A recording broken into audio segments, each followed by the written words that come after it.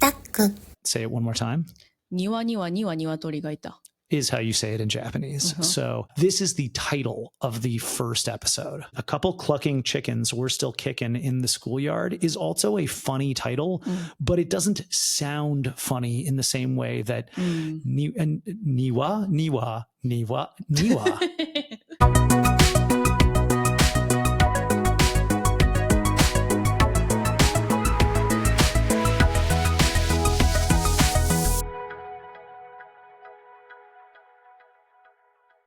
Welcome back to 2M Otaku. I'm your host Mayu, a born and raised Japanese non-otaku, and I'm Cisco, an American otaku. In this podcast, we share our reviews of anime and manga through our distinct perspectives with commentary on Japanese culture, history, and language. Cisco, yeah, we just finished watching half of Tatsuki Fujimoto Before Chainsaw Man. The manga is entitled Tatsuki Fujimoto Before Chainsaw Man.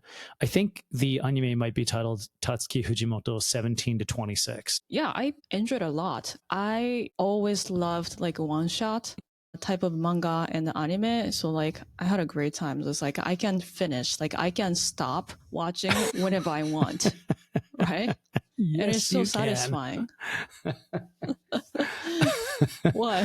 No, it's just very you. Yeah, that's very me. That's why like I keep reading like only Kochikame on Jump like forever. Yeah. I just think it's funny because it's so the opposite of what attracted me to anime. Like most American media is episodic, right? Where there's sort of a setting and then like I think it's true especially for sitcoms, like there are different things that happen within that setting, but the setting never really changes. There's very little character development. It's just like more stuff every week that's completely self-contained. And anime in particular, like the anime that I got really into as like a teenager, the thing that I liked about it was that it was a story that went on often for quite a long time, but had a true narrative arc like a book, not like these little sort of bite-sized things. So I like one-shots as much as the next person. But I think I don't necessarily prefer them to longer form media. You know, I'm just saying it's funny because like we're opposites in that way. We are very opposite sometimes. Anyway, so now you can watch Tatsuki Fujimoto Before Chainsaw Man on Amazon Prime. I think only on Amazon Prime. We had to think about it, how to watch it, because we don't have Amazon Prime at home. Currently, we might get one, but hasn't. Anyway, so we all going to talk about it. There might be a little bit of spoilers. There's definitely going to be a lot of spoilers. Okay. You can't even talk about these without spoiling them. They're only one episode long. It's not like we're going to be like, oh, I'll only tell you the first half. Okay, so watch out before listening to this episode. Yeah, consider watching these first and then hear our takes on them. Before we start, we'd like to hear from you. Share your thoughts, ideas, questions, or even suggestions what we should talk about. Send us a message to the email in the description, or you can use Spotify and the YouTube comment section as well. All right, let's start from the very first episode. The title is Couple Clucking Chickens Were Still Kicking in the Schoolyard. Are they kicking or are they kicking it in the schoolyard? Kicking in. Kicking in the schoolyard. Okay. So I think this is your favorite. I think so too. Yeah. Why is it? Well, it's my favorite of the ones we're going to talk about today. I don't know that it's my favorite of this whole series, but it's, yeah, my favorite of the first four. This one, I think there are a couple of reasons why this is my favorite. One, the story is both interesting. It seems like it's got like some things it's trying to say and funny. It's kind of a parody.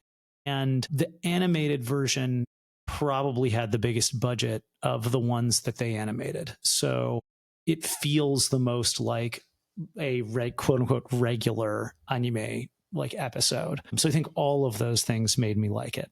Okay. What did you think about the story perspective that humans kind of like getting the weaker side and the aliens are taking over and they're like eating human, blah, blah, blah. Yeah. So it really reminded me of a manga that I read years ago called Gantz, which was actually, I think, probably out at the time that Tatsuki Fujimoto was writing this, because he wrote the story in 2011, right after the Tohoku earthquake, before going to college in Yamagata. And I remember reading like the end of Gantz right around this time I started working my most recent job, which was in 2011. Although the earthquake is in March. I don't know. And I think I was reading Gantz after like it actually ended its run. Manga in the end has an alien invasion of Earth, and a lot of the humans start getting used for food by the aliens. So there's some real parallels with what happens in this story in that manga. But this one's, I mean, it's not lighthearted. They're eating humans, and humans like lose the alien invasion war. But the alien society that gets created after they exterminate humans is basically just human society, except with like super powerful aliens that can transform and fight each other. So I like the sort of bleakness of the setting for humans that still has all this sort of, you know, slice of life anime high school comedy in it. I couldn't help thinking from the perspective of being vegetarian. Yeah. Yeah, I'm not vegan, but I stopped eating meat because of environmental aspect, and then started thinking about like a kind of more like a animal rights way a little bit. So I could see if that's the position is reversed, what would you think? And then it's like a great way to question about it.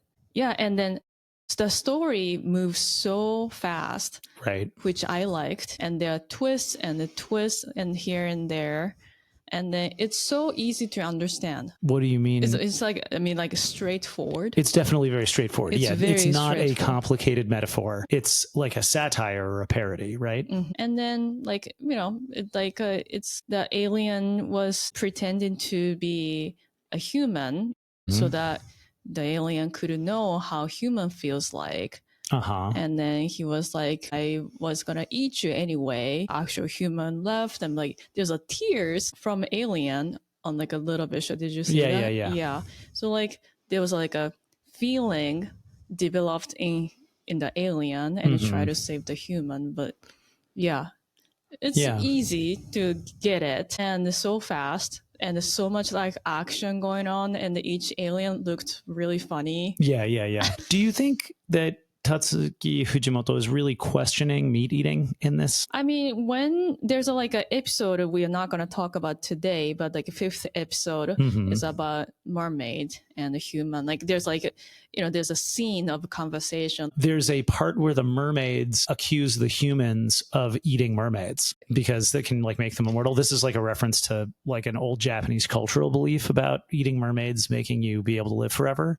And there's like a bunch of anime and manga about this too, including one by Takashi Rumiko, actually. Yeah, and then they're like, well, you used to eat us too. I don't hear you apologizing for that. And they're like, well, you're still eating us. You don't apologize for that. So there's like, there's definitely some questions about like the ethics of like eating other types of sentient beings. But the reason that I ask this question about like, do you think Fujimoto Tatsuki is actually trying to make a comment about this is like, I am not sure. No, I don't think so. Okay. I don't think so. And I've never heard of him being vegan or vegetarian. Yeah, I don't think it's not the point, but because I'm vegetarian. Is he making fun of people who are vegan or vegetarian? Oh, I didn't see that way. Well, so I ask because I think like the way that the aliens are drawn is comical, right? They're supposed to be funny and like weird looking and stuff. They, you know, it is really straightforward to read it as a sort of, you know, a fable or a morality tale about why it's unethical to eat other sentient or conscious animals, right? Like humans, for example. But because a lot of the story plays like a parody, you also kind of wonder what exactly is being made fun of here. Is it just tropes of anime and manga about like being a hero or whatever? Or is it like a more elaborate, you know, sort of like mockery of people who try to like argue for veganism or vegetarianism? Or is it neither, right? Like it's exploring that question, but it doesn't actually have a position or an answer. Open. You think it's open? It's open, yeah. Yeah. I don't know. I feel like conflicted about it, actually. Yeah. Like on the one hand, it really doesn't seem like the kind of thing the author would do to try to be like, and therefore everybody ought to be vegan or vegetarian. But there are a lot of those questions. So I was like, is it okay just because we're stronger that we eat them? Like, isn't that the same thing that you do to animals? And I think like there you have to take a side, right? And be like, no, it's not the same thing because like we're better than animals. Or yeah, it is the same thing, right? We eat them because we can and they can't make us stop. And like as someone who does eat meat, but would be happier if all agriculture was like more humane, right? I recognize that it's not. And I am constantly eating stuff that's produced in like a factory system. I mean, not constantly. I think I've cut down a lot of my meat consumption, but I'm not so wedded to the belief that like I can't eat anything that isn't ethically raised, that like only eat, meat bought from farms I've personally inspected or anything, right? Like that feels like too high a bar. But if I could, I totally would, even if it meant that meat was so expensive that I only ate it like 3 or 4 times a year. Like if that was a realistic option, I would choose it. I think I'm on the fence in terms of my own answer to like how ethical is it to eat animals. I think like at some level, maybe it's not, and I still do it. But do I have a problem with people like PETA like trying to treat ethicals more fairly, even via like, acts of, I don't know, resistance against like corporate agriculture? Like I don't really. And were agriculture to change drastically and become like more expensive and less accessible, or maybe not all agriculture, just meat, I would be like, I'd probably actually be happy about that. I would think it was a good thing. Maybe my own ambivalence about meat eating is reflected in my inability to interpret whether this is just a parody. The other thing is I think it's possible. I don't know that I'm trying to say that it is, but I think it's possible that it is a parody of people defending animal rights by being like, that's ridiculous and won't make any difference anyway. Also, the way that the aliens eat the humans in this story is arguably like even less interested in like the ethicality of eating humans than humans are in modern animal agriculture, because like they were not even trying to preserve them. They just like eat them all and then they're like okay with like completely wiping them out, which is something that we would not do. But I think what I'm really trying to say is Gantz, the manga that I mentioned at the beginning, is a much more interesting exploration of this question. That's all. That was a lot for first episode. Sorry. All right, let's move on to the second episode, which is Sasaki Stopped a Bullet. This is Tatsuki Fujimoto's favorite story from this collection. What do you think? So that's a great question. To me, the sort of meaning in this story is the most clearly expressed and the one that I also like the best. The tone that Fujimoto uses in the ending especially is still like right there on that sort of line between parody and sincerity, but it works really well in this story because of the way that it ends. And I like the way that it communicates its message, which I think is not at all muddied or unclear the way much of his other work sort of is. So I don't know if that's why he likes it. That's why I like it. I thought it was funny at the beginning because this student, like a kind of typical beginning of story, student likes teacher, right? And then like fantasize like a lot of things. Just like 40 Saida. Yes, yeah. Tojima wants to be a Kamen Rider, right? Yeah, I think that's the English title. Yeah, there's a student. Right. Yeah, it's kind of typical. I don't know how typical it is in America, interestingly. Like, I feel like it's less of a trope in the US. Not that it doesn't exist at all, but it's like really common in Japan. And it's like not as common in America. It's a trope in anime that I don't think is like a trope in American culture to the same degree. Okay. And what was funny to me was like main boy with glasses can't get over the idea of his favorite teacher has to have sex so that she can save her student's head, because he is probably in middle school, probably never had a sex before. Definitely never had sex before. So like he did whatever he could do to prevent her having sex with teachers, like a former classmate or whatever. Right. I think that part of was really, really funny. Yeah. And also I like the message of like having common sense. Right. And then people can get kind of like brainwashed by the statement people make, and they like, I can't do it anymore because this is common sense. But like, you don't have to have that, and there's still possibilities for everything. There's no like 0% and then do whatever you want. You can even stop a bullet with your bare hand. Or become a manga artist. Yeah. So I like this, again, straight message. I like anything, any TV drama or movies with straightforward message. And this one does have a pretty straightforward message.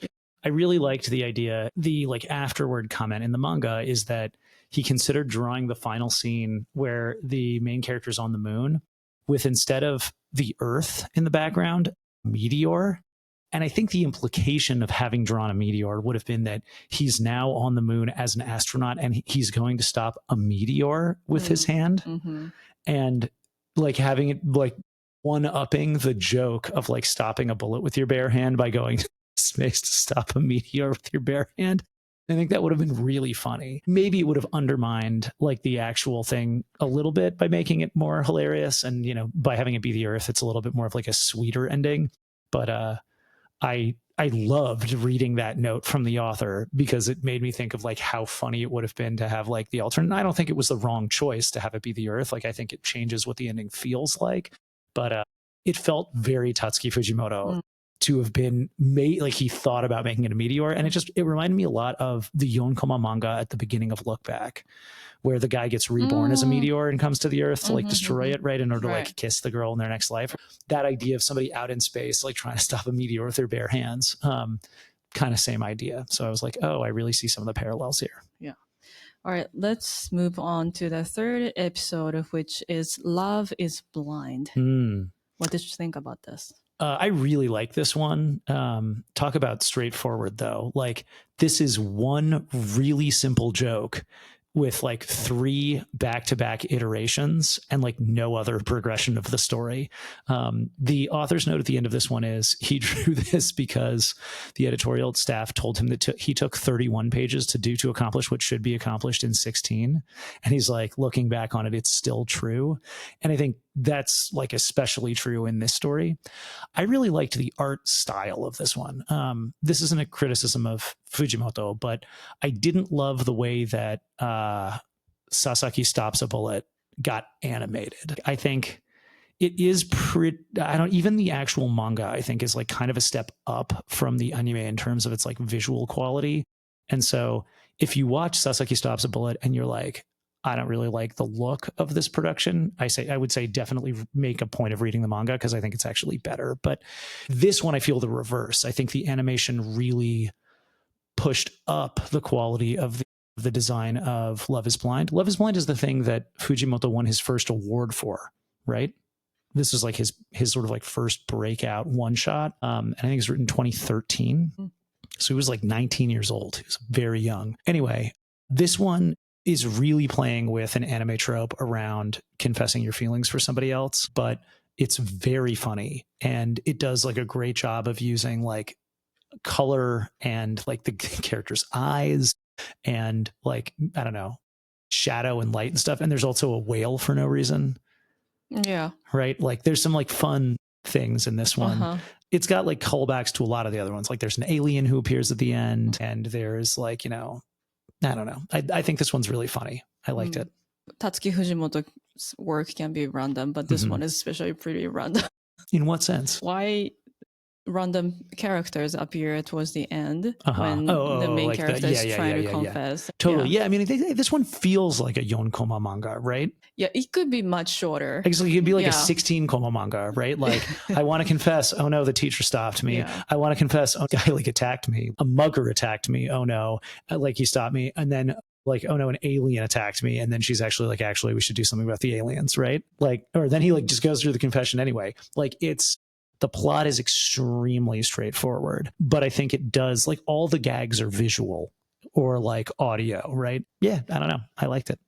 All right, let's do the fourth one, which is Shikaku. As soon as I started watching this, the main character Shikaku looks like Makima from Chainsaw Man. Totally. How she looks like and like what she brought to the vampire guy was like eyeballs. Right.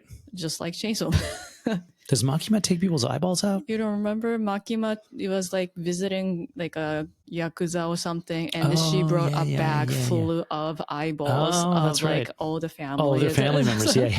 like so terrifying. Yeah, you're right. Yeah. But she kind of behaves like Kobeni. Really? Kobeni is more terrified for Oh, she's scared of everything. him. No, but I like her character design. It's like supposed to be like a little bit like cute and ditzy in the same way. And like naive. Maybe. Yeah, I mean, probably this is not true, but like maybe this is like when Makima is like little or like younger when she was No, Makima's parallel. I think the character design does look like Makima. Yeah.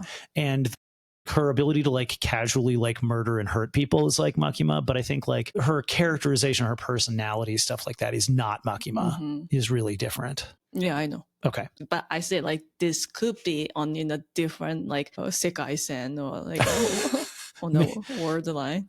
Yeah, I mean, I don't know. I think he was experimenting in this story with some of the qualities that he eventually gave to Makima, like the hairstyle and the eyes and some of the other stuff. Yeah. It was interesting. And then how she was like falling in love with the guy, especially she was like basically abused by her parents because she was different from other kids. And sadistic. Sadistic? What's sadistic?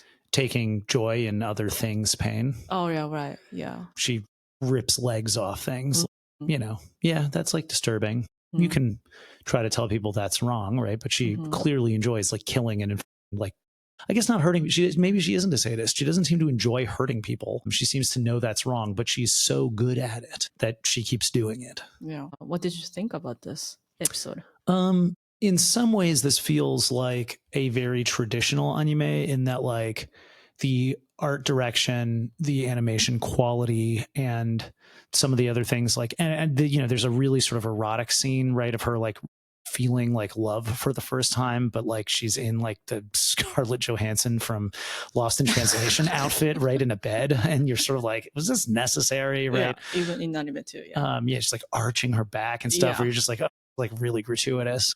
And it's not quite that over the top in the manga. There's like one page of it, as opposed to like several different cuts. But like the first story, I think it feels more like a regular anime. The way like 2 and 3 really feel like experimental sort of translations of somebody's early manga into an anime, whereas the number 1 and 4 feel more like somebody else could have made this.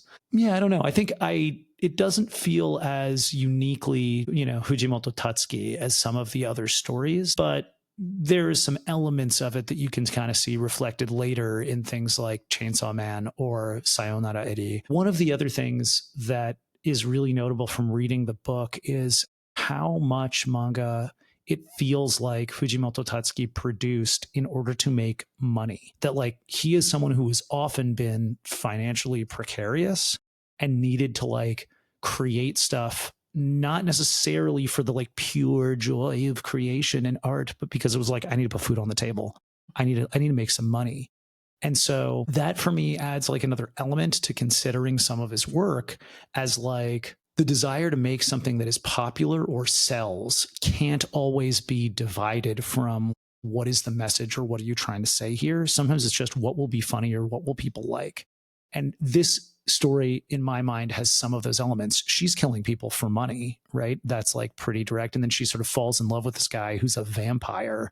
I don't know. It feels like a little bit more commercial than some of the other ones to me. All right. Let's do today's word of the day. Otaku, word of the day. What is today's word of the day, or should I say it? It's a phrase, and you should definitely say it because I don't have a lot of confidence that I will say it correctly. 庭には鶏がいた. This is basically a tongue twister in Japanese. Do you want to translate or can you translate? Sure. So niwa, garden. Niwa. Which one comes first? Niwa. Garden. Okay, niwa, garden. Niwa, in the niwa, 2 birds. Niwatori, 2 birds, chickens, ga ita. So it literally is, there were 2 chickens in the garden. But say it one more time. 庭には鶏がいた. Is how you say it in Japanese. So this is the title of the first episode. And it's really funny, right? It's like a funny title. A couple clucking chickens, we're still kicking in the schoolyard is also a funny title, but it doesn't sound funny in the same way that niwa, right? No. Torigaimashita is like No. is a way funnier thing to say. Yeah. So, and I think particularly after the ending, which is supposed to be like tear jerking, but like sad, and then to immediately be like niwa torigaimashita. Niwa tori ga ita. Okay, well, I like messed it up, but whatever. That's a laugh line in a way that a couple clucking chickens were still kicking in the schoolyard just isn't, because that's not a tongue. I mean, it's hard to say it in English, but it is not a well-known English tongue twister, nor does it sound quite as funny. So anyway, I think there are a lot of tongue twisters like that in Japanese. Can we do another one just for fun? Just for fun. 隣の客はよく柿食う客だ. The customer to my side, or the customer next to me, is a customer who eats a lot of clams. No, persimmons. Persimmons. Yeah. Why do I think it was clams? What's oysters? Kaki. That's not what he's eating? He's eating persimmons? Persimmons. It's also kaki. Kaki, yeah. I said. How can you tell? Persimmons is kaki. And what's oysters? Kaki. Oh, damn it. Okay. Also, summertime is also kaki. So you could just add some more. If I Can you want say the customer next to me is a customer who eats persimmons and oysters in the summer? I know persimmons are a winter food, but Yeah. eats persimmons and oysters in the summertime? 隣の客はよく柿に柿食う客だ. Kaki to kaki. No, kaki to kaki. Kaki to kaki. Both oysters and yeah, persimmons. Okay. 隣の客は柿に柿と柿. I can't. Yes. Okay. I have to think the words. I have to look at the kanji to pronounce properly. Yeah. Okay. Well, so my point is, like, there's lots of things like that. Yeah. Sumomomomomomomo no uchi. Sumomomomomomomo no uchi. Momomo sumomomomomo no uchi. Yeah. Which means sour pears and peaches. No, plums. Plums or sour plums? Regular plum. Sumomo just is a regular plum? Sumomo is regular plums are pretty sour in Japan. Okay, I guess that's fair. Plums and peaches are both part of the peach family. Also, peaches are plums family. Yeah. Okay. Well, whatever. Yeah. There's a bunch like this. So Yeah. I think that being the title is funnier in Japanese. It was funny that they said it at the end. Right. They didn't have to. Right. Yeah, they could have just had the title card instead of like saying it out loud, but Yeah. they say it out loud, which makes it even better. Yeah. All right. So before we end, is there anything you'd like to add? Are we planning to talk about the second set of 4 episodes later? My favorite is in the next set. I know. So I know. I am really looking forward to getting to discuss that. The other thing that's interesting from the manga is that at the end, he's like, I didn't want to put this thing out. But then, like, the reason he didn't want to put it out is because he was too lazy to write the comments and draw the cover art, which is amazing. But also, you know, it's I think it's got to be hard to look back on your like very early work and be like, I'm going to release this in a volume, right? I think he didn't want to. Yeah, I think, you know, there's probably a level at which he's sort of like, do I really want to like show these like really old things again? And yeah, so I don't know. I think like it's just always on my mind that Fujimoto Tatsuki is like contemplating or weighing decisions about making art against the feeling of the need to make money. Like I'm sure this is true for many manga artists, and they just don't show it to the same degree. And I think especially in the United States, there's this kind of romanticization of artists as people who like make art for art's sake, who are not concerned with the commercial value of their work. And I'm sure that's like equally not true here. And plenty of artists are intentionally trying to like be commercial artists at the same time that they're also just making art. But one of the persistent themes in Fujimoto Tatsuki's work is this sense of helplessness. And he talks a lot in these authors' notes about feeling like he's not making a difference in either the art that he does or in like volunteering, that the world is sort of like too big and like too messy to be controlled or influenced. And I get that real sense of fatalism from him in things like Chainsaw Man. And we've talked a lot about this, but comparing him to Camus and stuff, like I think his background and life like really have that as like a repeated theme. So I think it, you know, it's probably a complex choice to put out these volumes in a way, like knowing, well, now that I'm like a big hit, these will sell and make me some extra money. But like, how do I feel about like these actual stories, and how do I want to put them out there in the world and stuff? I think, that fatalism is probably the source of some of the ambivalence that's present in these different stories about like, what am I trying to say? Does it even matter? Am I just sort of parodying stuff, or am I trying to make like a sincere point or argument? All right. Thank you so much for listening to this week's episode. If you liked this week's episode, please give us good reviews on Spotify and Apple Podcasts, or like and leave a comment on YouTube. Make sure to subscribe and then follow 2AM Otak and 3AM Otak. It'll keep us making more fun episodes. Next time, we're gonna come back talking about the rest of the episodes from episodes 5 to 8. Cool. See you next time for more 2AM Otak. Peace.